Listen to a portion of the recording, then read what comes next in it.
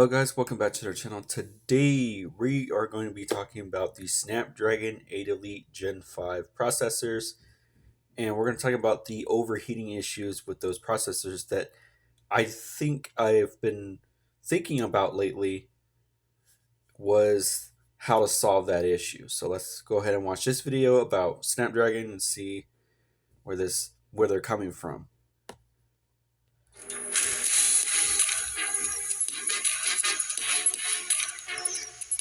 Hello, I'm Jules Hardy, TV presenter, esports host, and most importantly, gamer. I'm so thrilled to be partnering with Snapdragon to provide you with an in-depth look into how Snapdragon is driving gaming innovation on mobile platforms and beyond. We will explore how Snapdragon delivers incredible gaming experiences, hear from the engineers and experts behind these innovations, and get a first look at what's next. Let's kick things off with an overview of the Snapdragon 8 Elite Gen 5 mobile platform and the technologies that power world-class mobile gaming experience. Here's one thing I'm going to say here is that the only way to fix overheating issues with the Snapdragon 8 Elite Gen 5 is add liquid cooling, add a heating block, and allow thermal throttling turn off and on in the game settings during gameplay or something like that. That can really solve that issue with overheating issues. So that way the CPU just doesn't get too stressed out from overheating. Because that would means that the CPU, like right now, that doesn't have all those implemented into the devices, is the reason why those CPUs get way too hot, and that's why the frame rate is all the way down in the 20s, because the CPU runs too hot. So technically, the only way to solve the overheating issues, like I said before, would be the heating block, liquid cooling, and allow thermal throttling turn off and on in game settings. And that's like the only way to really fix this problem with the Snapdragon 8 Elite Gen 5 CPU, which they could do for the next CPU of the Gen 6, Gen 7, Gen 8. They can do significantly better, but they don't really have this idea that they need to add liquid cooling to the devices or do it like a phone customization to it or something like that from Snapdragon. They can do something like that, or the best thing they can do is just maybe add a heating block to it and then add like allow thermal throttling off and on in game settings, and probably that should be enough. But I don't think it's enough. I think if you just add all three together, that will really solve the issue for Snapdragon 8 Elite Gen 5 processors, especially if you're running far too long in the games that you're currently playing. Just keeping it real. Carry on. With the release of the most advanced Snapdragon mobile gaming platform ever, OEM partners are delivering incredible flagship devices. Yeah, and this is the point where I've been talking about with these Samsung devices or the Red Magic phone or all these Oppo or other phones here. This is the problem with the Snapdragon 8 Elite processor, is that they get way too hot, and that's the problem when running games on it. I'm not saying you can't play games on the phone. I'm just saying like it runs too hot to the point where heating becomes an issue for the phones that has this processor. But here's the thing. Even MediaTek CPUs also have overheating issues as well on some devices. Not every device, but for the devices that get pretty warm, I think it's not that bad, but it will be better just to have like a fan cooler or something like that that could really help negate the overheating issues that can really solve that. You know what I mean? And I think what people need to do is that if you're going to buy a phone with a really powerful CPU, you're going to have to customize the device yourself and maybe add like you need to add like maybe a heating block to it, or maybe like a You know those mini fans that's built into the phones, like the Red Magic. You can do that. You can customize it yourself for your own phone, and do that. Or add liquid cooling, which you'll need to buy that in the first place, and that costs money. And the fan costs money too, but I think it'll be a lot more easier to implement if you customize your phone to put it in that way. Or you can have an outside fan, like one of those fans you put on the back of the phone and you attach it, like attachment to it, and you can just do it like that. Which I think some people already purchase those fans and they work pretty well, right? But they're too big, so it's like it's easier to add like a mini RPM fan in the back of the phone as a customization, like they did Red Magic. You could do that with your main phone that you currently have right now that doesn't even have any of those features.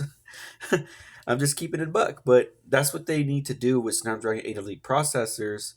Is that they probably need to add a heating block or liquid cooling or something that can help manage the heat dissipation because it builds up when you run games on any device. Doesn't matter what device you have, it the heat dissipation does build up over time, and you know stuff like that. So it's important to fix the overheating issues. I've already figured solving this out. It's pretty much easy. It's really easy, really. I don't see how these, you know, process makers for Snapdragon ain't did not figure out that how to fix the overheating issues on the devices that we're running instead of making the CPU too powerful. Like I get it where they're going with this because they want to make a CPU really really powerful, but that comes with a price with overheating, and there's a way to stop that from happening from your device overheating to the point where it could explode if it gets way too hot. But yeah, Built for longer, smoother gaming sessions without compromise. yeah, that's When it only comes when to you gaming on first Snapdragon start 8 Elite playing. Gen 5, the engineering team at Qualcomm Technologies pushes the boundaries of seamless gaming and understands that mobile gaming is more than just processing power, and it Yeah, we requires know a that. holistic approach. For example, when gamers need to move, room to room, Snapdragon 8 Elite Gen 5 has you literally covered with its Qualcomm expanded personal area network technology. So immersive gaming experiences are never interrupted. Qualcomm X-Band enables complete home audio coverage and enhanced low latency sound for gaming with spatial audio. Or when your squad needs you to lock in for an important round, Qualcomm Fast Connect 7900 mobile connectivity system lowers gaming latency with AI-enhanced Wi-Fi to Oh, ensure your inputs feel fast and responsive in multiplayer games. stable Not Wi-Fi connected to connection. Wi-Fi? No problem. The Snapdragon 8 Elite Gen 5 AI-powered modem identifies gaming data traffic in real time, prioritizing it, lowering latency, and helping ensure your gameplay remains smooth and stutter-free. The Qualcomm X85 5G modem RF provides industry-leading 5G connectivity. It features an You know what, I would say this that the Snapdragon 8 Elite Gen Snapdragon 8 Elite Gen 5 processor. I don't really think connectivity is the really issue for a lot of phones. I don't really think that's the main problem. I think the main problem is overheating issues for the CPUs that you've been playing on. But at the same time, I don't think connectivity is really the issue with a lot of phones. You know what I mean? I don't really think that's the biggest problem. I think the biggest problem is that overheating for those Snapdragon processors. You know, even for MediaTek, like the 9400, like 9500, stuff like that. AI Tensor Accelerator for 30% faster AI inference, improving coverage, latency, and power efficiency. Its 6RX multi-antenna solution boosts 5G network capacity and throughput By by 20%. 20%. That's pretty good. That's really, really good. When it comes to speeds and feeds, Snapdragon always delivers. Snapdragon 8 Elite Gen 5 is designed for unmatched gaming performance and power efficiency. Well, The yeah. custom-built 3rd Gen Qualcomm Orion CPU boosts even higher performance with lower power usage, powering immersive in-game physics. Same thing. MediaTek does the same thing. More efficiency, low power draw. Like, It does the same exact thing, except Snapdragon is just more powerful as a CPU. Well, unless you go buy the 9500 or the 9400, you'll be right on that, almost nearly on that scale, close to Snapdragon 8 Elite Gen 5. But And keeping still, multiplayer gameplay smooth and stutter-free. Its next-gen Qualcomm Adreno GPU introduces Adreno high-performance memory, an industry-leading dedicated graphics memory solution that provides a dramatic improvement in memory efficiency. one thing I have noticed is that they've been promoting mobile gaming for quite a while, and I think that's a good thing because they're trying to push mobile gaming farther than what consoles can do, and I think why Sony is going the way it's going because these companies that's making these processors for these phones are actually pushing for more mobile gaming rather than console gaming, and I think that's where it's all heading. Why Sony's making a worse decision, and people ditching and boycotting PlayStation, and then they're going to PC and mobile, and it's like okay, they're promoting mobile for quite a while, you know, which is a very good thing. That's actually going for these companies here that's making these really good processors, but they need to fix the overheating issues, and I think that's what they really need to work on mainly, not just just improve performance and have the most powerful CPU in existence. And it comes with a price when you do that, when you make a CPU that powerful. And performance for extended gameplay sessions. You can play games at their Additionally, best speed. Snapdragon 8 Elite Gen 5 introduces a mobile gaming first with game-ready drivers. Working with key regional OEM and gaming partners, these drivers are tailored for top mobile games, so players can experience superior performance directly from the Play Store. And this just scratches the surface. We'll be doing a deep dive into each of the foundational technologies we discussed, hearing from the engineers and partners that brought these innovations to life. I'm so excited to join Snapdragon on this expedition and share even more about the technology that has players gaming smarter, not harder. So give Snapdragon a follow and stay tuned.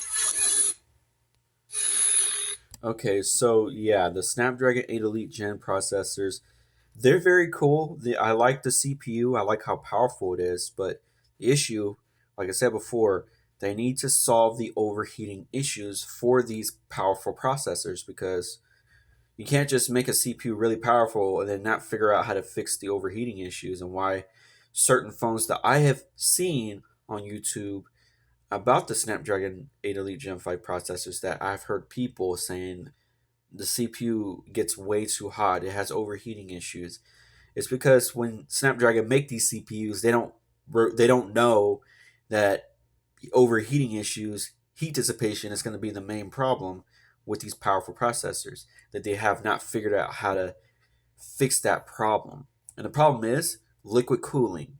A mini RPM fan fast enough to keep the phone cool down right along with liquid cooling, or a heating block, and allow thermal throttling turn off and on in in-game settings, which most games are really supposed to have, especially.